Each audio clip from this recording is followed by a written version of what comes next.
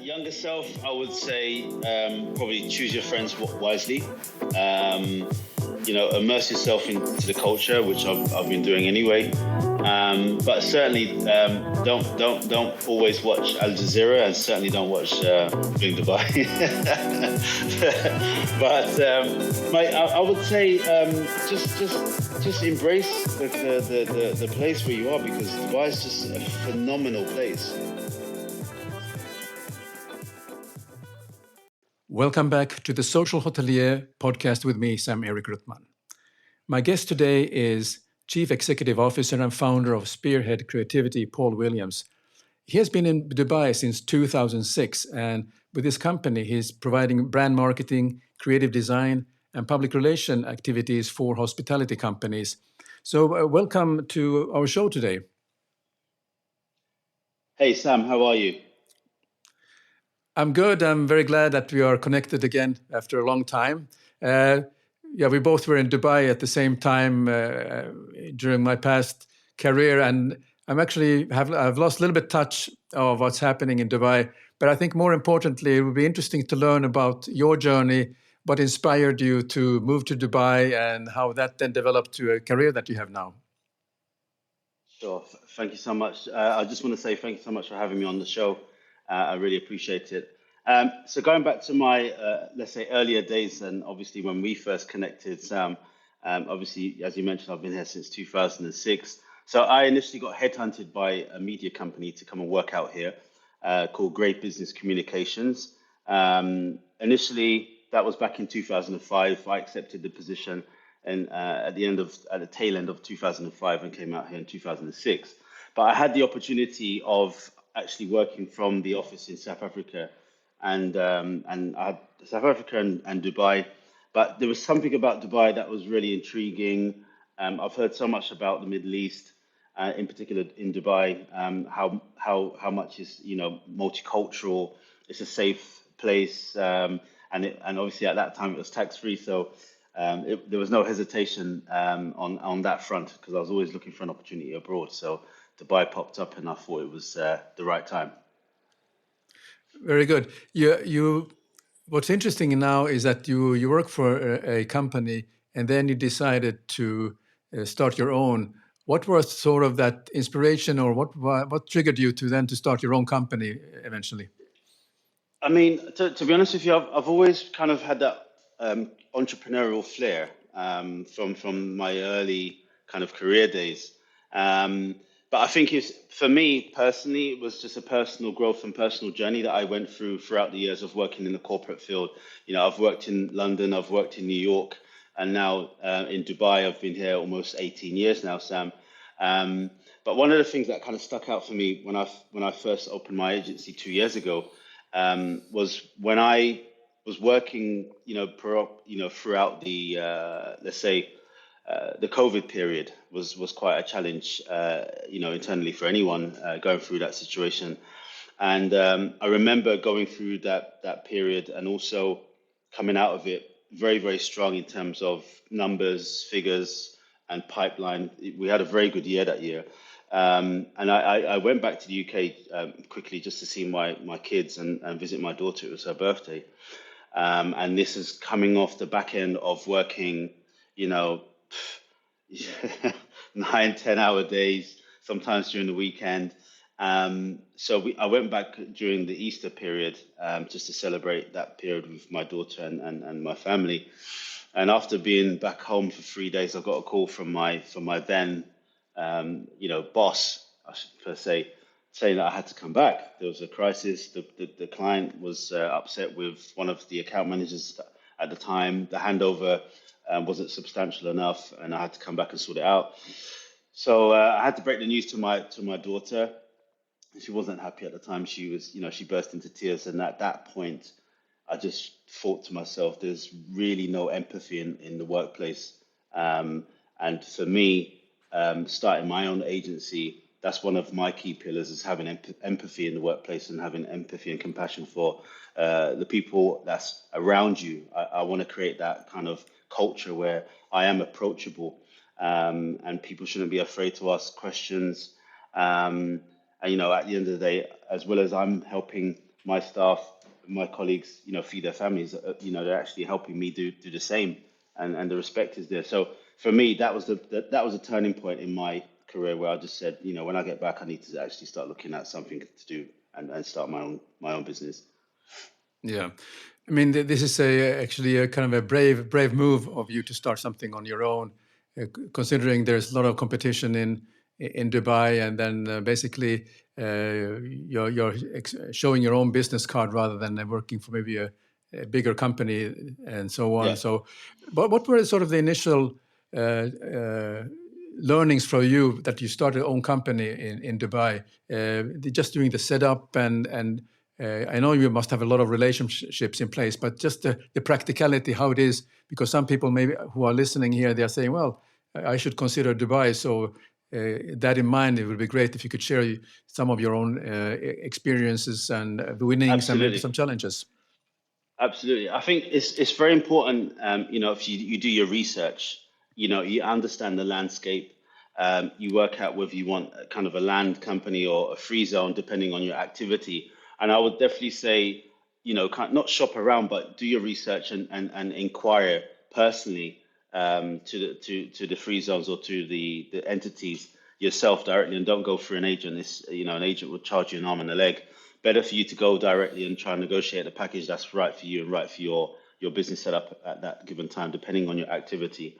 And also simultaneously, also check out the banking system and make sure you're with the right bank that suits you.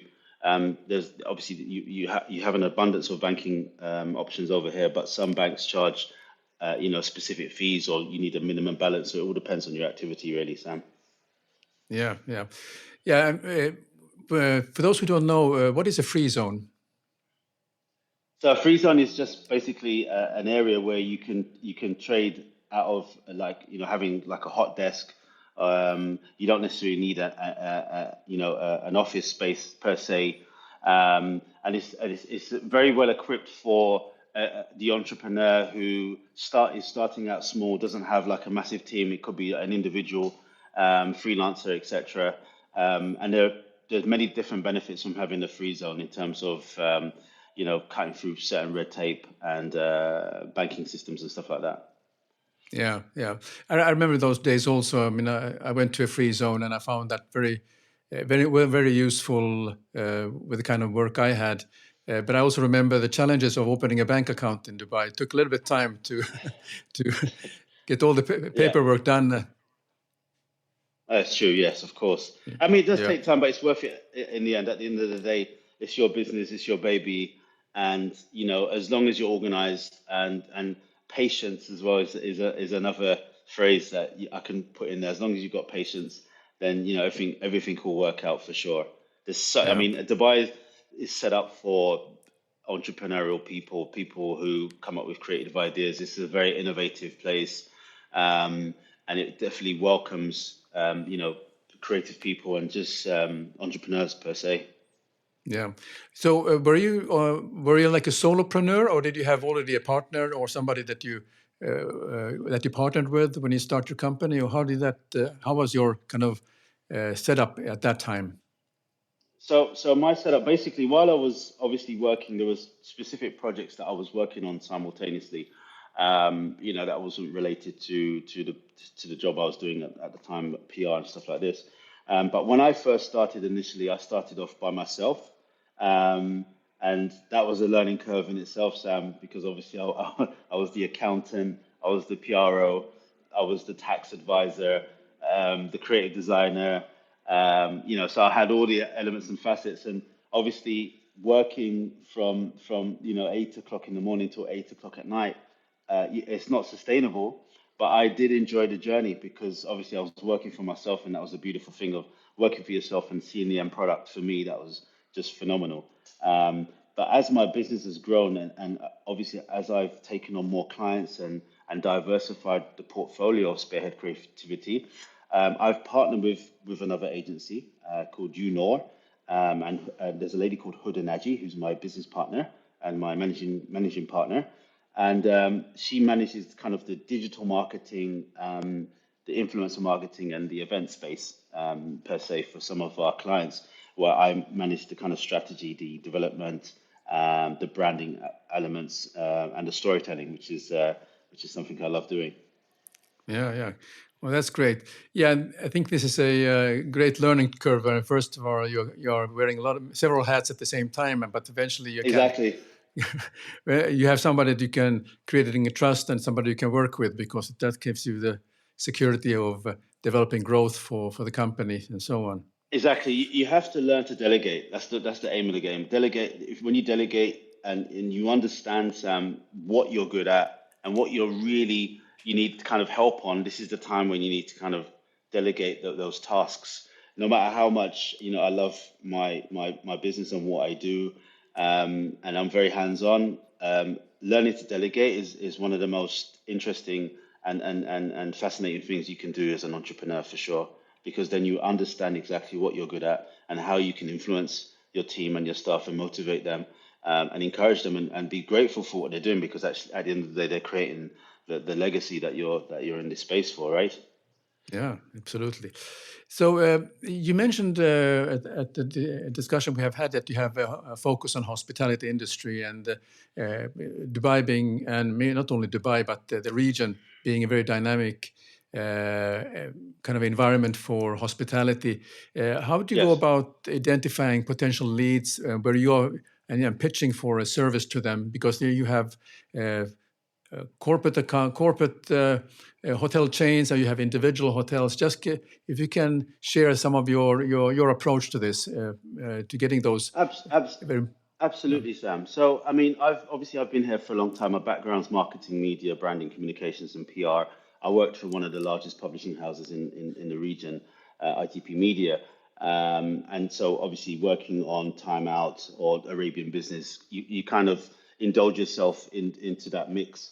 Um, Dubai is a place where I would say it's not what you know, it's kind of who you know. So I've obviously worked alongside, specific individuals who were probably juniors when I first started here in my career, and now senior members of teams, leading teams in the corporate field in hospitality. So I think it's just a case of networking is very, very important. I attend trade shows, I go to seminars, I try to participate where possible in specific programs and discussion panels or fireside chats. Arabian Travel Market is a big event for the region here, so I'm always there every year. So I think it's great to work with an individual property and immerse yourself in that property in terms of a hotel or a restaurant per se. But when you, kind of establish yourself as a key figurehead and have the knowledge and the know-how to approach and work with the corporate team, it's a different kettle of fish, because with the pre-opening teams, they've got a roadmap of, let's say, 15 to 20 hotels to roll out across the region, and that's when you're working with the pre-opening teams when it comes to strategy, development, positioning. And then subsequently, I've been very fortunate to work with pre-opening teams across the region, but also some of the pre-opening teams that I've worked with, whether that's Accor, Hyatt, Jumeirah, etc. Most of them would have specific assets within the property. So then you're working with the F&B director who's opening up a restaurant or the cafe or the all-day dining, and then that's when you kind of have to tell the story about the brand, the positioning, and also look at the restaurant and all the other touch points that go along with that. Unfortunately, for me, I've managed to work on specific projects like that, but also deep dived into the DNA of the product and subsequently picked up contracts on the back of the opening, whether that's a PR retainer or social media retainer, content development, which has been phenomenal. Yeah. Are these like one-time off project, or is some continuity for you when you do these deals? How does it work for you in the region? No, normally, fingers crossed, you do a good job at the beginning, and it lasts a bit longer than the 2 or 3 months period that you've been hired for. So, I've got a very, very strong success rate. So, I've got a phenomenal team behind me. So normally we pick up contracts, but based on a 6 months to 1 year basis. Yeah. And Okay. that's not just in Dubai, but across the regions per se, and now into Asia. Oh yeah. So when you talk about the region, where are you kind of? What are the areas where you are providing your services in the region? So right now we're doing quite a lot now in Dubai, obviously because there's a massive buzz. Dubai and Abu Dhabi, Sharjah and Ras Al Khaimah per se for the for this part of the Emirates. And then I'm doing a lot of business in Saudi Arabia. So I'm working with specific Saudi tech companies, startups, and also a couple of hospitality clients in Saudi as well, which has been great. That's terrific. Can you just share, I mean, the nuances? What is the difference about working in the different Emirates or even in the different, let's say, Qatar or Saudi Arabia to United Arab Emirates? Just because you have the insight now, you've been there long enough. I would say, obviously there's different cultures, right? So there's a different mix of cultures.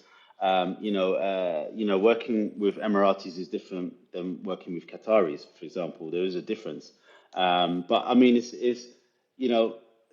region is just fascinating. We've got over 190 different nationalities here, people from different backgrounds, religions, races, and it's a mix. And I like to immerse myself in the culture and embrace the culture. I love to travel as well. I think it's important to travel and understand different cultures. So here is just a metropolis of experiences. So I mean, each region has its own difference and its own regulations and its own cultural mixes. So as long as you immerse yourself in each culture and welcome that and respect it, you would flourish. Yeah, that's very, very important. I'm also the region is also very unique in a sense that and I'm also interested to learn about your experience with various government entities. There are family offices, there are royal family members who have their own companies and their family offices. How do you navigate those important relationships? I think, to be honest with you, I think your circle definitely is something that is very powerful here in the region. If you've got a strong circle, you don't need multiple people. I don't need a pack of wolves, right? You just need a strong mixture of different cultural friends and relationships. But with regards to the family offices, I've worked with different family offices across the region. So not just here in the Middle East, but in the UK, in USA, and other parts of Asia. So that mix is quite unique and quite different. So I'll get invited to a lot of family office gatherings. I'm the head of government relations for a company called Virtual, which is a platform set up for family offices. It's a virtual space working on V2, V3 type web seminars and conferences, and the technology behind the Web3 is just phenomenal. So that brings together family offices from around the globe on a virtual space, which is very secure and very interactive. And we're doing that now. We're rolling that out as a pilot in the government entities now as well. We're working and doing test piloting for DIFC, et cetera, et cetera. But moving to the other side, which is the royal family side, it's a unique space to be in. And I'm very grateful for the opportunities that I've had working with members of the royal family in this region, traveling and doing businesses and negotiating contracts and deals. It's been a phenomenal experience and one I'm very, very grateful for. Yeah. Are there any unique benefits or maybe perhaps challenges that you have to be aware of when you are that comes with those high-profile partnerships? Family offices, no, but I mean, when you're working with royal family, they can get a bit protective over you. So, if I'm working with one person, within the royal family group, I can't really work with another, if that makes sense, because Yes. I'm not saying there's a rivalry, but there's a protection that I need that there is around me. So, and there's a protocol as well in terms of information that I can discuss and talk about. So I need to be mindful of that. But there's no real challenges. You just got to be mindful of how you present yourself. You've got to be mindful of how you are in public, and you've got to be mindful just in general. You just got to be respectful. That's the bottom line, really. And hopefully you'll be able to make some connections and make some business on the way. Yeah, sure. And no, I remember that very clearly. That, and also, I mean, during the time I was there, I was trying to figure out who is who, because usually there was a time when somebody said, "Well, maybe you have an opportunity to make the sheikh." So I was wondering, well, Okay, well, can you give me a little bit more information who that sheikh would be? So I get the name, first name. I said, well, I need a little bit more than that. And then I got the last name. No, a little bit more than that. So I had to ask the question, well, what was the name of the father or the grandfather? And kind of understanding from what part of a large family or a clan or a tribe, if you will, who that person is, whether he's a government person or is it actually a business person? So those were actually my learnings. I remember at the time there was you could actually subscribe to a kind of a family tree, and where they updated Yes. all the male members of a family, so you can because it can be quite confusing to navigate who is who because there are some familiar names, but there's always an important difference on the father or the grandfather. Is that how you have seen it also? Yeah, I mean, that's what we portray, right? That's the image that we portray in our heads because this is what we hear. But if you're actually with, these individuals and understand them and work with them, then you get to find out the kind of the real deal. Yeah. Um, so I'll give you an example. I mean, I was working for a member of the royal family, and this gentleman was pretty. There's a ranking system, so I didn't know there was this before, but there is a rank. So depending how close you are to obviously to mother and father, depends on your ranking. So I was working for a member of the royal family, Emirati royal family here, and he was the fourth child out of 32 children. So you can imagine that there's sheikhs, there's princesses, and etc. So the further down the line you are, the less kind of privileged you are. But it depends on the relationship we have with the parents as well. So it's quite unique in a sense. But yeah, I mean, if you're meeting a sheikh could be either a member of the royal family or it could be a person of wealth. So not necessarily Yes. a royal person. It could be a person of wealth or a person whose family has been here for, from the beginning for generations. Yeah. Okay, very So interesting because this is something which is very unique to the region and for the listeners. If you are planning to have a future and a career in the region, those are very important tips now that Paul has been giving. Because I learned also early on, and I'm glad I had a mentor at that time who gave me those valuable tips. That because it's very you have to be very mindful and very respectful and also understand that what those relationships can mean and what the expectations on you are from them that you are delivering on promise. And so that's very, very important tips that you have shared already. But thank you. let's move on to Dubai and being a very dynamic place, not only Dubai, but in general the region. You have noticed some trends over there of what has developed, particularly in hospitality. What are things that are what is sort of the hot topics now in we are talking about technologies and so on. Where do you see where the area has been I developing think and I think AI at the moment is playing a massive role in the way we think and the way we see things at the moment. So in terms of technology and the AI landscape, is so diverse at the moment. There's so many new projects and new technologies coming into the market. I've launched just now. I've launched an app for the travel industry called Safaway. So we launched that last month, and it's had a tremendous response from the marketplace. It's been around for the last 5 years, but they've never had a representation office, should I say, in the region. So we opened up the office last month, and that uses AI technology. It's a travel app where you can go on there and you can interact with clients or interact with customers. One of our biggest partners, or actually our main partner, is Booking.com. But it's like a Booking.com slash Facebook. So it's quite interactive. It's quite social.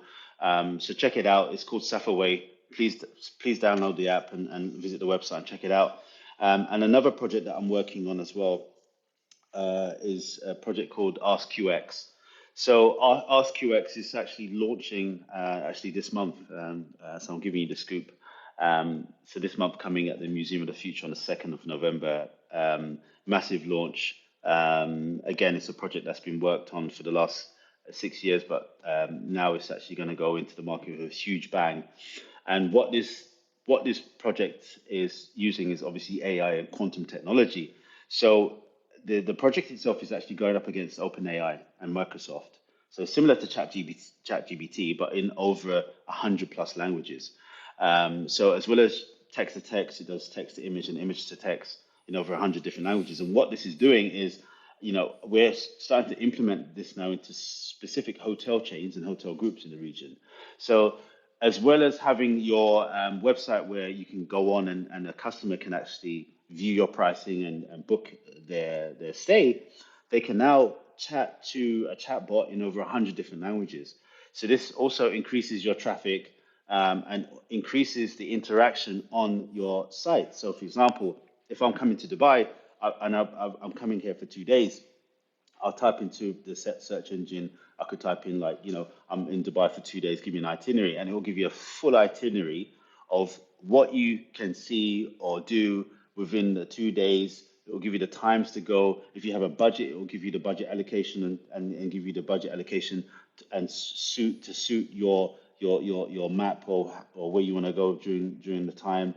It will give you restaurant recommendations. So it's absolutely phenomenal, and it will do it in within 15, 20 seconds of you doing the search. So not only does that enable your customers to feel welcome, but it also enables more traffic to come to the site, more inquiries, and also the viewing points. So someone staying on, or the people staying on the website will increase, like the volume will increase, but also the duration of this time on the website will increase.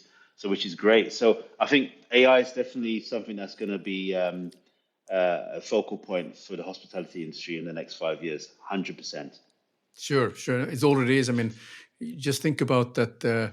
Publicly, the Chat GPT only is roughly a year old publicly. I mean, a little bit more or less than that. So, and now everybody has been jumping into it. And I realize that one has to be really mindful when you read something that has been produced from these AIs, that you have to be very critical between the lines. But that's a different story. But your app and all that's terrific in Yeah. creating a experience for a traveler within the certain budget restrictions or interest and so on. So that's a terrific thing.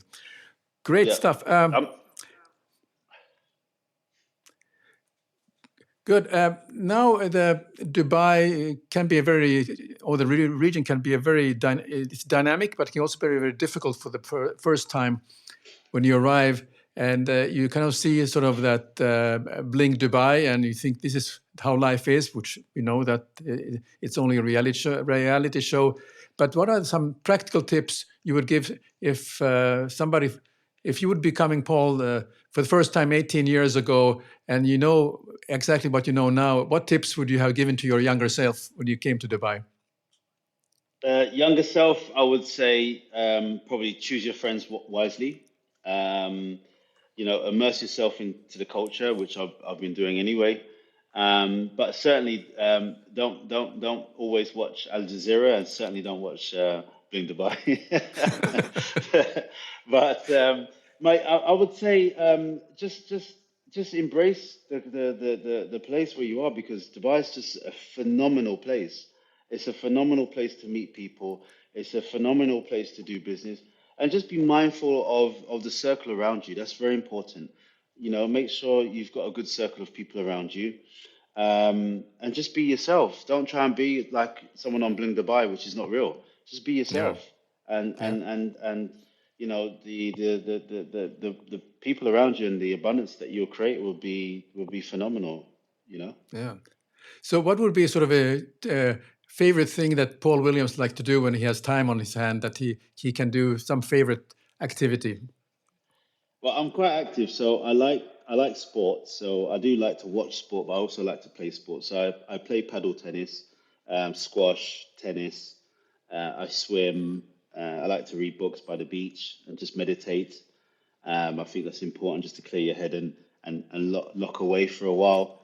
And I'm quite social, so I like to go to, like, not necessarily a fancy restaurant, but I like to go out and eat well and just relax with friends and just catch up and just general topics, affairs, sports, whatever it is that we're open to discussion, and just maybe a jazz bar now and again. That would be quite cool sometimes. Very good. If I'm not spending time with my family, that's me. Very good. All right, I think we are coming to the end of our discussion today. And so, Paul, if somebody would like to connect with you, where can they find you, and where can you be reached if they want to Yes, ask for tips and advice? absolutely. So I'm very, very active on LinkedIn. So you can see me and connect with me on LinkedIn. So my profile is Paul Williams. Remember, there's only one Paul Williams. So I'm on LinkedIn. And also Spearhead Creativity. So my email address is ceo@spearheadcreativity.com. My website's spearheadcreativity.com, and also my social handle, which is spearheadcreativity.com. So if you want to reach out to me for any tips, advice, or just in general, I'm happy to receive your call. Very good, Paul. Well, appreciate for you joining today. So really, thanks for all the input you gave, and for all the viewers and listeners. Please write in the comments if you have any particular. What is your top 3 priorities for you when you travel to the region? What are the things that you like to learn, and what are the things that you like to give? So thanks to Paul, and it has been a great opportunity to speak with you. You're welcome, Sam. You're welcome. I really appreciate your time, and I think it's very important that again, as an entrepreneur, um, the number one thing I would say is just believe in yourself. Believe in your capabilities, believe in yourself, love yourself, and don't worry about what anyone says, or any doubts in your mind from any other people. Just focus on you. Don't worry about the haters. Allow that to fuel your desire. Um, you know, and just be yourself. Just be yourself. That's the most important thing, because you have to be yourself, and you have to really believe in yourself. Because if you don't believe in yourself, then no one else is going to believe in you. So just go out there and do your thing. I've worked, in toxic environments. I've worked for great entrepreneurs and leaders, and I'm very grateful for all of the experience I've had. But there has been time when people have doubted me. There has been time when someone's tried to put me down. But look at me now, and look where I am. And don't allow anyone to say anything to you or put you down, because that's basically a reflection of their own insecurity. So just go out there, do you, be happy, and that's it. So thank you so much, Sam. I really appreciate it. God bless, and thank you so much for the opportunity.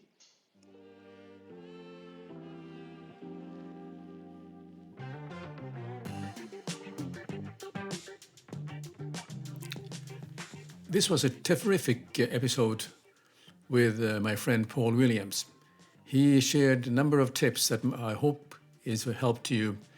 Let me know if you have any other questions, and put them in the comments. I'd be glad to answer them, and I would be glad to pass them on to Paul if I don't know the answer. But make sure to visit our website, the Social Hotelier show.blueberry.net, where you can subscribe to the show in Apple Podcast, Spotify, or Google Play, so you'll never miss a show. While you're at it, if you found value in this show, I appreciate a rating in Apple Podcast, or if you simply tell a friend about the show, that would help us too. So be sure to tune in for our next episode.